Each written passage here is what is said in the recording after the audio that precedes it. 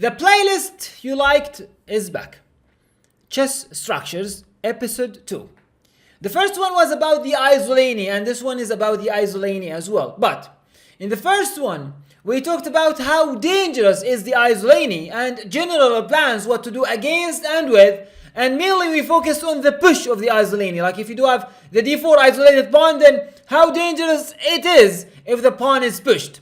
But in this episode, I'm going to focus on how to play against the isolated pawn and the perfect way, using 2 games. One game is from my experience, and it's a well-known game, well-known from classical chess. It's Korchnoi-Karbov. Very classical, typical, must-know game about the isolated pawn. And the other one is from the book. It's from Radislow versus Francais. Anyhow, let's start with the first one. Korchnoi was using the white pieces, 2650 rated, and Karbov around 2700, 2690. Knight c3, d5, d4, knight, bishop e7, and after knight f3 and knight f6, this is so-called the queen's gambit declined, and h6 was played. Bishop to h4, castling short, rook to c1, and now d takes c4. After d takes c4, Korchnoi played e3, and actually c5 happened. Bishop takes c4, c takes d4, e takes d4, and now the knight is just improved to c6. And after castling. Now, as we have seen previously, this is not an easy move to replay or to play against. I do believe there was that game, like after a6, a3, and something around b5, bishop to a2, and d5 came. For example, ideas like maybe white or black waited with ideas like rook here, and now d5, as you can see, computer says it's +1. So d5 is super strong if it well timed and if you were not aware of it. So Karbov is aware of this fact, and he played a very nice move, which is knight h5. This is actually, for me, it's a double exclamation mark. I'm not sure what's for you, but this is a deep move. It's not just a move. It's an idea. Black is saying, I knew these positions. So one of the weapons that you need to face and you need to have when you face the isolated pawn is to exchange the minor pieces, not the heavy pieces, the minor pieces. So there will be no attacking chances. And that's actually why knight h5. To stop bishop g3. If you go bishop g3, now I could take it. Perfect. Why not knight h7? Because if knight h7, then bishop g3 is the best move according to the engine. And to avoid exchanges. So that's why knight h5. And after knight h5, bishop takes c7. And now for black, for Karbov, to try to keep control, as much control as possible for the d5 square, he played knight takes c7. And now after knight takes c7, for my opinion, white must, and Korchnoi must, play d5 to get rid of his isolated pawn, and now actually the position is around equal. Knight takes d5, knight takes d5, bishop takes d5, knight f4, and maybe slightly better for white, for black, sorry. However, he replied with a principle chess that says, if you're white, you must try, and he played bishop b3, which makes sense, you know, because the bishop here was unstable, and it's going to be kicked away very soon. So the knight went back to control the d5 square. So now d5 is not a possibility. If you go d5, you lose a pawn. So knight e5. And now I would like to improve the bishop, so bishop d7. I don't care if you exchange, because I do care about what remains. And what remains are 2 minor pieces. And this is actually going with my plan as black, to exchange minor pieces. Queen e2, he brought the rook to the game, and after knight e4, this is actually a strange mistake by Korchnoi. Don't you know, Korchnoi, you should keep minor pieces? You know why Korchnoi didn't know this? Because he's not a subscriber to my lovely, great, instructive channel. Be humble, sorry. But if you're not a subscriber yet, because 70% of the viewers are not, please do consider subscribing. So after knight e4, queen e4, now the b7 pawn is under fire, but Karbov played bishop c6. And after bishop takes, or knight takes c6, because this is actually a great bishop.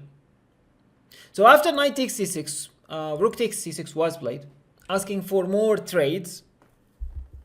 And now Korchnoi played rook c3. By the way, if rook takes c6 happened, then what do you think is the best reply? Knight takes or b takes? For sure b takes. Yes, this is a weakness, but pay attention, please. This is a weakness, can be, theoretically, can be protected 3 times.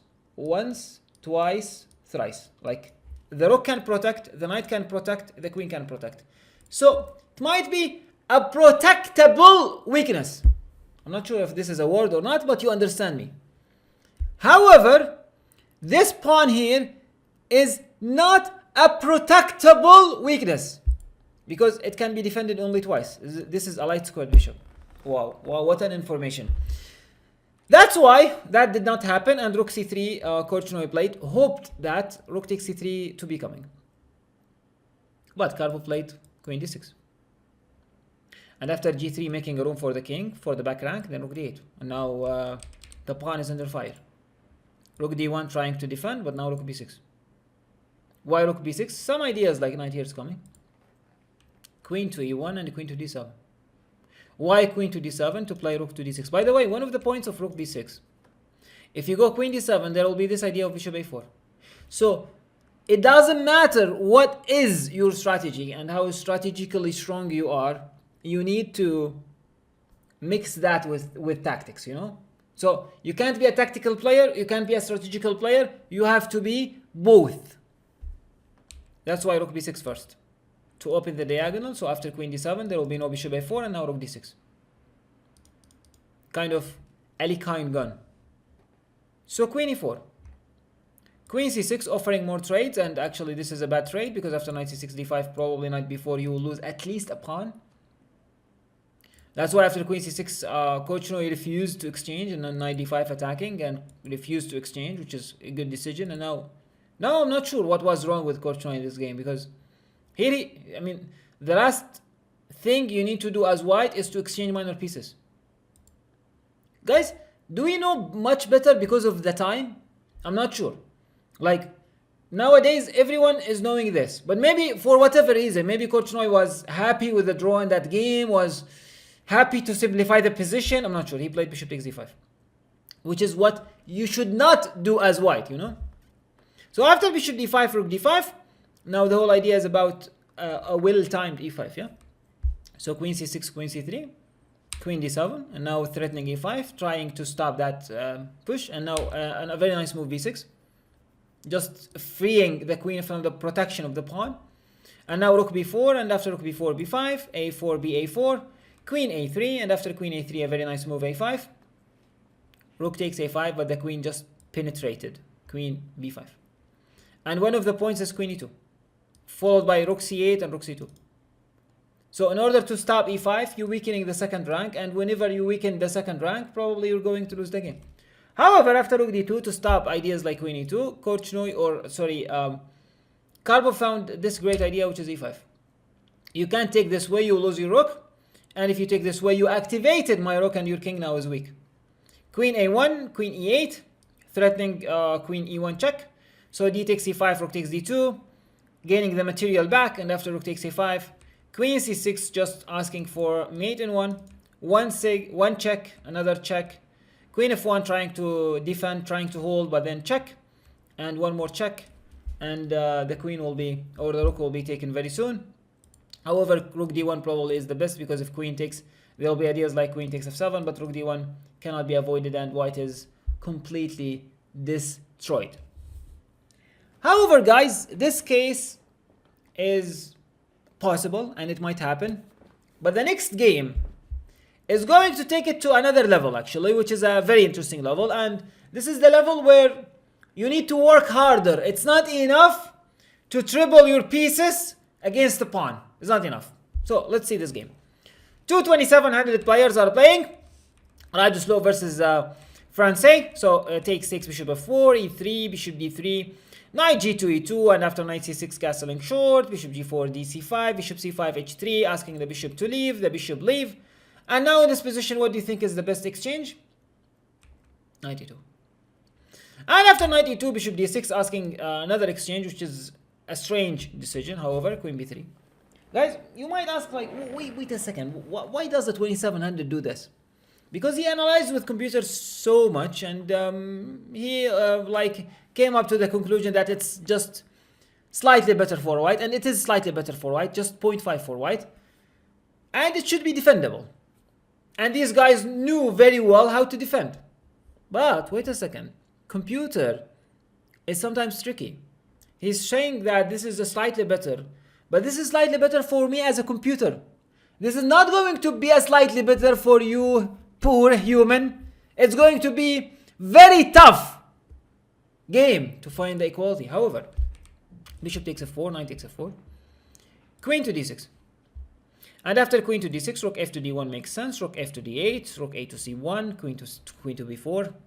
The exchanges of the queens probably neutral, not great, not bad. Queen b4, knight b4, and a3. See, he did not save the bishop. This is a great bishop. See how great is the bishop? No, I am focusing on the structure. I'm not focusing on what's going to leave. I'm focusing on what's going to remain. And what's going to remain is that isolani. So a3, knight takes d3, rook takes d3. But wait a second. The same plan here doesn't work. Like I will go, like this is black's plan. I'll go rook d7, and if you go rook a to d1, I'll go rook here. And now actually e4 doesn't work. Even if you go f3 followed by e4, it doesn't work. Because my rook is protected with a knight, so I am protected. I am well protected, enough protected. So we all know this is a weakness, but some of you might know, some not. This is not something you can make use of. So what should I do? Here actually is one of the most important principles in the end game of chess, in the chess endings. The two weakness principle. Most likely in end games, one weakness is not enough. So you need to create another weakness. How to do that? See. Radoslow started with g4. Gaining space on the king side, and g5 is a threat, as the knight is protecting. h6. And now f3. Wanted to improve the king, taking the square from the knight. Good. Rook a to d8. And after rook a to d8, rook c to d1. And putting pressure. g6. Good. King to f2, king to g7, and h4. Threatening again, g5. There is an idea here actually instead of g4, instead of h4, which is knight e2. Why knight e2? To play knight c3. And after that, going for h4. And after g5 to go what? h5. And now, guys, probably 2 weeks ago, I published a video called The Most Important Chess Strategy Ever. And that video, the first example of that video was a position where the a5 square was really weak. And we need to make use of the weak squares in our opponent's position. And f5 is a weak square, and the best piece to do that is the knight. And I'm not sure, is it deja vu or what? But it's happening here. This is just like an approved way that what I'm telling you is happening. Yeah, it's not theory, it's practical chess. It's chess. I hope you're finding this stuff useful. So after h4, however, in the game h4 was played, and the difference was g5 came with Tempi. And now h takes g5, h takes g5. But you might ask, where is the second weakness? Still, I can't see it. Actually, that was the second weakness after h5 and now creating the f5 square. Just knight e2, knight g3, knight f5. And I do believe black will collapse soon. Soon enough. But in the game h4 was played, and then g5, tick tick, knight e2. Knight to g8, knight d4. Again, because this is a weak square. Knight e7, trying to cover that square. See? Now black is divided into two. Divided into defending d5 from one part and defending against the f5 square for another part. So jobs are coming. King g3. King is improved, and now rook to h8, and now a great move, which is f4. Why f4? See? Why f4? Creating a passer. Because now after g takes f4, e takes f4, I have 2 versus 1. So there is a good chance I will create a passer. That second weakness. And then my opponent will watch out for the passer. Will watch out for the weakness here. Most likely you will win the game. So after f4, black played king g6. But now a great move was knight g5. Threatening knight e5 fork. And threatening the pawn. And f6 doesn't work as I can simply take. If you take, it's again another fork. So after knight f3, e takes f4 is a must, and then e takes f4, and now officially there is a passer. f6, f5, go back, king f7, and now rook e1. A new weakness. A new penetration spot. Rook c7, the knight is improved, knight d4. And now maybe some ideas like knight b5, a6, and rook d2, e3. Attacking the knight. Knight c6, hoping to exchange knights. No. Knight f3. As this king is not that safe, and actually the knight has potential, you know. Rook e7, and now g5. Actually, yeah, g5 was a good move, but maybe you could prepare it first. No problem. g5 was played. And now f takes g5, and the right actually approach was exchanging rooks first, and then knight takes g5, and because of king f6, king g4 is completely winning. As this check is super dangerous, followed by f6, and the king will be coming. So king f8 is a must, and now f6. Knight c6, king f4. And the king is coming, and white is actually pressing. Computer says it's still defendable, but practical chess, no. Especially, guys, when you reach this part of, or this move of the game, and you're playing a good chess, most likely you're already in time trouble. It doesn't matter how fast you are. Most likely you are in time trouble. Either you are in time trouble, or you are not a really good player, because you're not thinking, you're just moving very fast, you know. So after f takes g5, king g4, rook h to e8, and now rook takes e7, rook takes e7, and rook h1, threatening rook h7. See, again, it's not only focusing about the d5, creating a passer and moving around, improve the position, maneuvering. Here actually there was a chance for black to survive with rook to e4, but he missed that chance and he played d4, hoping for some counterplay. But the pawn is taken, and now king to rook h6 was better actually, but king to f4, and now this is actually a weakness. Knight to e4 check, and then rook to h3, very good move, attacking here. And if you go rook d7, for example, rook h7, and you will lose your rook, as after king here there's this check. So that's why you cannot defend the pawn. d2 was played, and after rook d3, white or black just, can you imagine, resigned the game. It's just a single pawn, yes, but it's enough for 2700, and it's actually an extra pawn, but a better king, a better pieces, and no counterplay. And this is actually the next way, or the hardest way, how to improve your position when you're playing against the isolani. Remember, you need to create another weakness, another area to fight for. So there will be two areas, there will be two defensive tasks you need to accomplish, and that's going to make it harder for the one who has the isolated pawn. Guys, I hope you find this useful. If you watched this video so far, that means you like the content. Thank you so much, and please consider subscribe to the channel. That will show the support, and that will show that how this series is useful for you. And have a nice day. See you in another one.